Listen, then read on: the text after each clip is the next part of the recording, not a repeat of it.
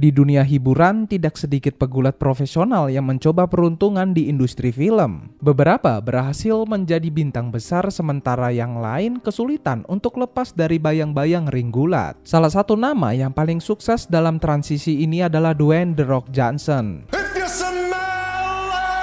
yang membangun karirnya sebagai bintang laga besar dengan formula yang terbukti menguntungkan. Di sisi lain ada Dave Bautista, seorang mantan pegulat WWE yang memilih jalur berbeda. Hello.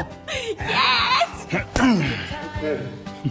Alih-alih mengikuti jejak Johnson dan hanya berfokus pada film aksi dengan karakter yang serupa, Bautista mengambil resiko dengan mengeksplorasi berbagai peran yang lebih menantang, termasuk drama dan thriller psikologis. I'm alright. I got this. I can hear you giggling, James. Perjalanan Bautista di Hollywood tidaklah mudah. Berbeda dengan The Rock yang langsung mendapatkan peran besar dalam film-film blockbuster, Bautista harus berjuang keras untuk membuktikan kemampuannya sebagai aktor. Ia tidak ingin sekedar menjadi mantan pegulat yang jadi aktor laga, tetapi ingin diakui sebagai seorang aktor sejati dengan kedalaman akting yang lebih luas. Meski awalnya hanya mendapatkan peran kecil, ketekunan dan kesabarannya mulai membuahkan hasil ketika ia mendapat peran Drax the Destroyer dalam Guardian of the Galaxy tahun 2014. Peran ini tidak hanya membawanya ke dalam jajaran bintang Hollywood, tetapi juga memperlihatkan sisi komedi dan emosionalnya yang jarang terlihat dalam aktor-aktor berlatar belakang gulat lainnya. Behind the scenes of him taken. Keputusan Bautista untuk lebih selektif dalam memilih proyek menunjukkan ambisinya yang berbeda dari kebanyakan mantan pegulat yang terjun ke dunia film. Jika The Rock lebih mengutamakan kesuksesan komersial dengan memilih film-film aksi beranggaran besar, Bautista lebih memilih proyek yang memiliki kualitas cerita dan tantangan akting yang lebih besar. Hal ini terlihat dari bagaimana ia bekerja dengan sutradara-sutradara besar seperti Denis Villeneuve dalam Blade Runner 2049 dan Dune serta M. Night Shyamalan dalam Knock at the Cabin tahun 2023. Dalam film-film ini, Bautista menunjukkan bahwa dirinya mampu berakting di luar peran fisik yang biasanya melekat pada mantan pegulat. Namun, keberanian Bautista dalam memilih peran juga membawa tantangan tersendiri. Tidak semua film yang ia bintangi berhasil secara komersial, dan banyak yang mempertanyakan apakah keputusan untuk menghindari film aksi besar adalah langkah yang tepat. AB Common Mark. You got an electric car that doesn't use gas. Yes, that's an electric. I'm sorry. An electric car Yes. that doesn't use gas? No electric car. Don't laugh. Don't laugh. Meskipun begitu, ia tetap teguh pada prinsipnya bahwa ia ingin membangun karirnya berdasarkan kualitas bukan hanya popularitas. Ia bahkan pernah secara terang-terangan menolak untuk membintangi film-film Fast and Furious karena merasa tidak cocok dengan arah cerita dan gaya akting yang ditampilkan dalam waralaba tersebut. Keputusan seperti ini menunjukkan bahwa Bautista lebih mementingkan seni daripada sekedar keuntungan finansial. Jadi, apakah strategi yang diambil Bautista ini akan membawanya ke level yang lebih tinggi di industri film? Ataukah ia akan kesulitan mempertahankan relevansinya di Hollywood jika terus menghindari film-film blockbuster? Hey, Botas. Oke, sebelum masuk ke pembahasan lebih dalam mengenai bagaimana Dave Bautista membangun karir aktingnya dengan pendekatan yang berbeda dari mantan penggulat lainnya, mari kita melihat kembali perjalanan karirnya di awal. Bautista bukanlah seseorang yang langsung mendapat tempat di industri hiburan. Ia bukan aktor yang sejak awal bercita-cita untuk berada di layar lebar, melainkan seseorang yang harus menghadapi berbagai rintangan sebelum akhirnya menemukan jalannya. Seperti banyak pegulat profesional lainnya, perjalanannya dimulai di atas ring, tempat di mana ia pertama kali dikenal oleh dunia sebagai sosok yang tangguh dan penuh karisma. Ia lahir dengan nama David Michael Bautista Jr. pada 18 Januari 1969 di Washington DC. Kehidupan masa kecilnya jauh dari kata mudah. Ia tumbuh di lingkungan yang keras dan penuh kejahatan. Bahkan dirinya pernah menceritakan bahwa saat remaja dia melihat berbagai bentuk kekerasan dan kriminalitas di sekitarnya. Bautista juga mengalami kesulitan ekonomi yang cukup cukup berat, bahkan sampai bekerja sebagai penjaga keamanan di klub malam sebelum akhirnya menemukan jalannya ke dunia binaraga.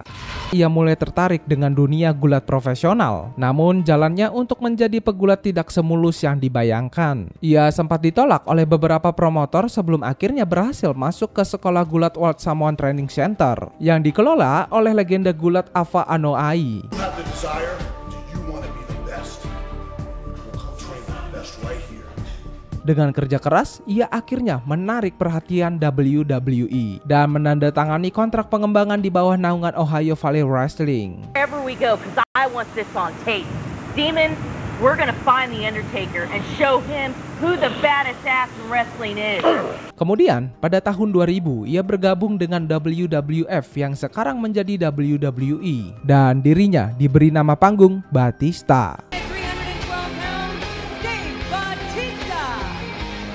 Awal karirnya berjalan cukup lambat. Ia pertama kali muncul sebagai Deacon Batista, seorang karakter yang mendukung pegulat lain. Namun, perannya baru benar-benar berkembang ketika ia bergabung dengan kelompok Evolution pada tahun 2003 bersama Triple H, Ric Flair, dan Randy Orton. Evolution menjadi salah satu kelompok gulat paling dominan di era itu. Dan Bautista mulai mendapatkan pengakuan sebagai Bin WWE terjadi pada tahun 2005 ketika ia memenangkan Royal Rumble dan menantang Triple H untuk gelar juara dunia di WrestleMania 21. Kemenangannya di acara itu menjadikannya salah satu bintang terbesar di WWE. Selama bertahun-tahun berikutnya, Bautista terus mendominasi ring dengan memenangkan berbagai gelar dan terlibat dalam fight ikonik dengan pegulat-pegulat seperti The Undertaker, John Cena, dan Edge. Ia dikenal dengan gaya bertarungnya yang agresif serta pesona yang intimidatif. Namun, meskipun ia menikmati ketenarannya di WWE, Bautista merasa bahwa ia ingin sesuatu yang lebih sekedar menjadi pegulat. Ia ingin membuktikan bahwa dirinya memiliki bakat lebih dari sekedar fisik yang mengesankan.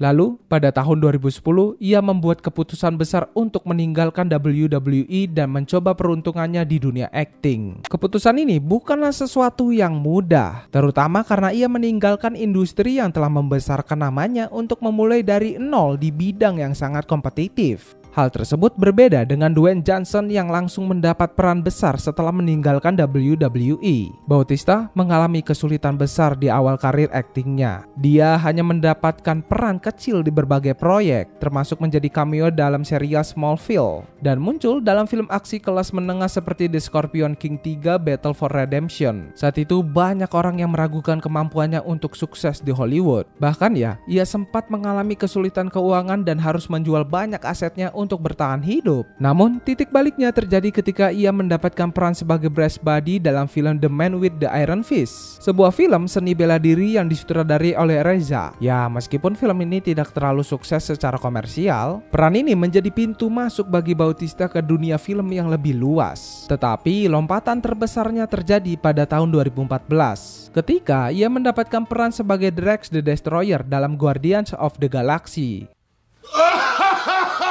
See, you just told everyone your deepest, darkest secret. Seperti biasa, pada awalnya banyak yang skeptis dengan pemilihan Bautista sebagai Drax, karena karakternya dalam komik adalah seorang petarung galaksi yang serius dan penuh dendam. Sementara Bautista dikenal sebagai sosok pegulat yang lebih cocok untuk peran-peran aksi tanpa dialog. Namun, ternyata ia berhasil membawakan Drax dengan pendekatan yang unik, menggabungkan sisi humor dengan karakter yang secara emosional tetapi tetap memiliki kedalaman. I never thought you'd be able to do it.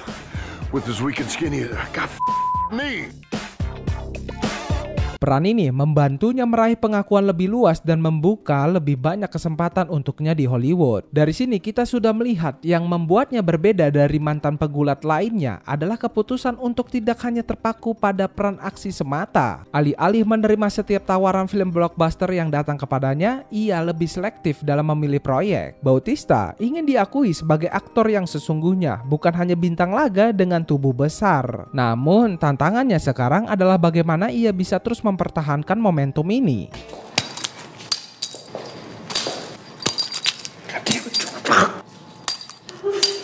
dan membuktikan bahwa pilihannya untuk menghindari film blockbuster tidak akan membuatnya kehilangan relevansi di Hollywood, karena dia bahkan mengaku lebih memilih proyek kecil yang membantunya berkembang sebagai aktor daripada hanya sekedar menerima tawaran film besar dengan bayaran tinggi. Sikapnya ini membedakan dari banyak aktor yang berasal dari dunia gulat, termasuk Dwayne Johnson dan John Cena yang masih sering memilih film dengan formula aksi yang sudah terbukti laku. Dengan strategi yang diambil, Bautista kini berada di jalur yang unik di industri film. Ia mungkin tidak sepopuler Dwayne Johnson dalam hal daya tarik box office, tetapi ia mendapatkan respect sebagai aktor serius. Jika ia terus mempertahankan pendekatan ini dan berhasil mengamankan lebih banyak peran berkualitas, bukan tidak mungkin ia akan meninggalkan jejak yang lebih besar di industri film daripada yang dibayangkan orang ketika ia pertama kali meninggalkan WWE.